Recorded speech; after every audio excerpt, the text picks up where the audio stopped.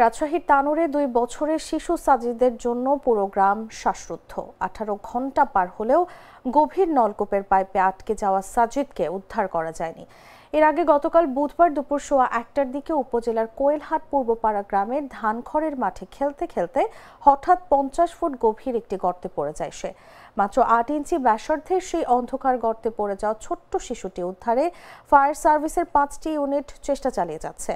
Fire সার্ভিসের 5টি unit ঘটনাস্থলে উদ্ধার তৎপরতার প্রাথমিক ধাপ পেরিয়ে এক্সকেভেটর দিয়ে মাটি সরানো ছাড়া শিশু সাজিদকে উদ্ধার করা সম্ভব হচ্ছিল না।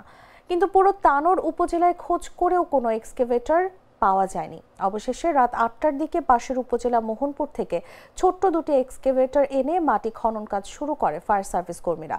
তানোর উপজেলা ফায়ার সার্ভিসের স্টেশন ম্যানেজার আব্দুর রউফ বলেন, রাত 1:45টার দিকে আরেকটি উচ্চ ক্ষমতা সম্পন্ন এক্সকেভেটর ঘটনাস্থলে আসে। সেটি দিয়ে দ্রুত মাটি খনন কাজ করা হচ্ছে।